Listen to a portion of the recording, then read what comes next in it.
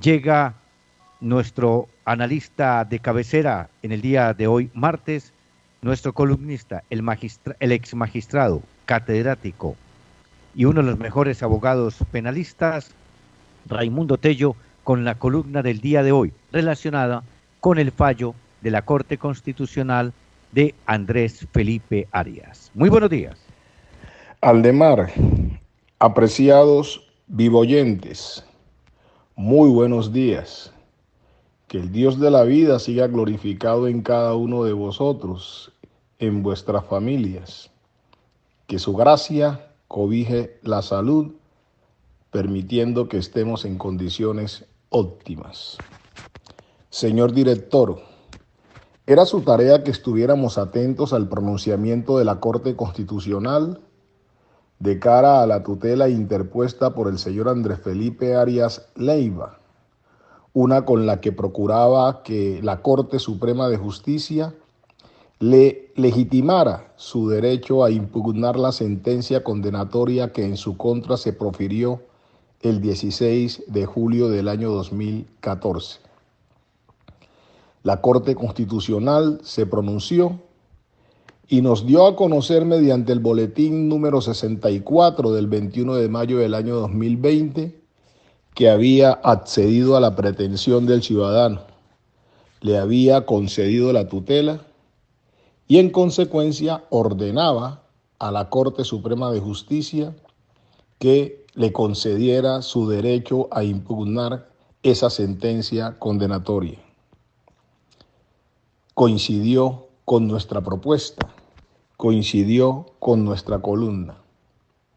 Y eso fue posible porque, siguiendo su orientación, nuestro apego estaba a los tratados internacionales, a la constitución política, a la ley y a los desarrollos que ha tenido la impugnación de la primera sentencia, tanto en la Sala de Casación Civil de la Corte Suprema de Justicia como en la Honorable Corte Constitucional. A la comunidad lo que debemos decirles es que estamos frente a una decisión estricta en derecho y que se apega a lo que han sido normatividades acogidas e internas en nuestro país. Así, tenemos que decirle a nuestra comunidad que somos suscriptores del Pacto Internacional de Derechos Civiles y Políticos, o Pacto de Nueva York, que fuera suscrito en Nueva York el 16 de diciembre de 1966, pacto que nosotros decidimos aceptar mediante la Ley 74 de 1968, ley que difirió la vigencia del citado pacto al 23 de marzo de 1976.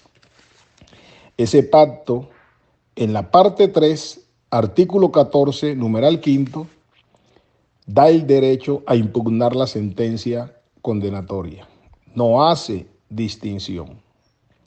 En igual sentido, somos suscriptores de la Convención Americana de Derechos Humanos, o Pacto de San José de Costa Rica, suscrito el 22 de noviembre de 1969, incorporado por nosotros mediante la Ley 16 de 1972, vigente en Colombia a partir del 18 de junio de 1978.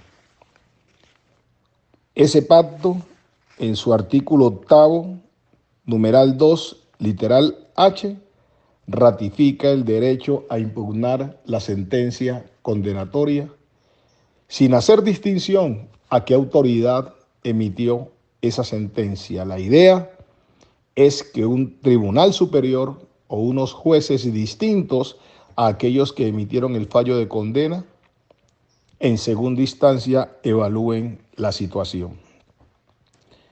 Quiero destacar lo anterior, las fechas de vigencia, 23 de marzo de 1976 y 18 de junio de 1978, para indicar que hay una sala de la Corte Suprema de Justicia que ha estado conforme con el pensamiento de la Corte Constitucional, que ha estado tomando decisiones con las que le ha ordenado a la Sala de Casación Penal revisar sentencias que se han proferido condenatorias, especialmente sentencias de segunda instancia y, en uno de los casos, tratándose de un congresista, hasta de una sentencia de primera instancia. La Sala de Casación Civil de la Corte Suprema de Justicia ha dicho siempre que cuando se trate de una primera sentencia, no importándose si la profiere la Sala de Casación Penal en única instancia o si la profiere un tribunal en segunda instancia como primera condena, debe admitirse el recurso de apelación. La sentencia más reciente, lo decíamos, es del 30 de enero del año 2020. Radicación 2019, raya 04174, raya 00. En esta providencia importante de la Honorable Corte Suprema de Justicia, Sala de Casación Civil, miren lo que se dijo en el punto 5.3. Entonces, es evidente que el derecho a la doble conformidad de la condena penal está vigente en nuestro ordenamiento jurídico penal. Se reitera desde 1976. Luego, la circunstancia de que esa prerrogativa se haya vulnerado en todos los procesos en que los enjuiciados no tuvieron la posibilidad de impugnar la primera condena penal que, por tanto, cobró ejecutoria en esas condiciones, no es una causal eximente de la obligación del Estado de garantizarla. Es una situación agravatoria de su incapacidad de brindar a los procesados penales las garantías mínimas reconocidas por los instrumentos internacionales adoptados por nuestro ordenamiento interno desde hace más de 4 décadas. La posición de una sala de la Corte Suprema de Justicia, la Sala Civil, es que ese derecho está vigente desde el año 1976. Recordemos que la Corte Constitucional, al decidir el caso de Arias, lo restringió a el mes de enero del año 2016 hacia acá, es decir, hasta los años que nos corren. Por manera que esta información que le entregamos a la comunidad tiene como propósito fundamentalmente decirles que esta no es una decisión, la de la Corte Constitucional concediendo el recurso a Arias, una decisión que se emite para su exclusivo interés, para su exclusivo propósito, por su especial connotación. No, es un acatamiento a tratados internacionales. Y ya ese pensamiento venía desde hace mucho, perfilándose en la Corte Constitucional.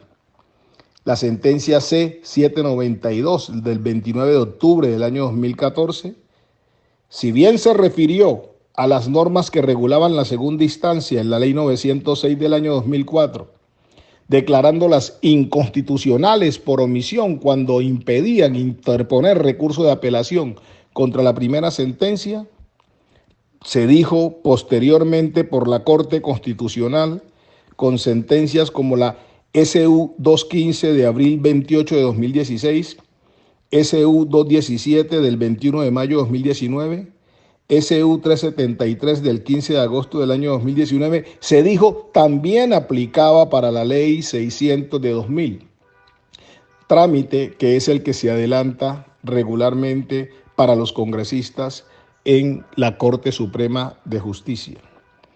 Es decir, sin solución de continuidad y desde hace mucho tiempo, la Corte Constitucional venía perfilando, y en eso seguida por la Sala de Casación Civil de la Corte Suprema de Justicia, que se tenía que garantizar el derecho a la sentencia condenatoria de primera instancia. Ese pensar ahora nos lleva a preguntarnos qué va a pasar con Arias, quién va a conocer de su apelación. Ante ello no hay preocupación. El propio comunicado de prensa cierra la discusión a la argumentación de que hay que crear un nuevo tribunal. Dice el numeral tercero de la parte que resuelve: esta sentencia debe ser cumplida por la Sala de Casación Penal de la Corte Suprema de Justicia a través de una sala conformada por magistrados que no se hayan pronunciado previamente sobre este caso y las y con las garantías propias de un recurso integral. Pues bien, estudiando con un radicado reciente que encontráramos, el 49.044 de mayo 20 de 2020, y confrontándolo con aquel con el que se condenó a Andrés Felipe Arias, 37.462 del 16 de julio del año 2014, solo 3 magistrados actuales participaron de su condena: Patricia Salazar, Eugenio Fernández, Eider Patiño, que serán los únicos que no podrán participar de la apelación. Quedan los magistrados Gerson Saavedra Castro, José Francisco Acuña Vizcaya, Luis Antonio Hernández Barbosa, Jaime Humberto Moreno Acero, Fabio Spitia Garzón y Hugo Quintero Bernate, 6 magistrados habilitados para conocer de la impugnación, para conocer de la apelación. Se ha rescatado a plenitud el artículo 29, inciso cuarto de nuestra Constitución, que permite impugnar la sentencia condenatoria. Se ha dado primacía al artículo 93 de la Constitución, que por bloque de constitucionalidad hace propios de nuestro ordenamiento los tratados internacionales citados.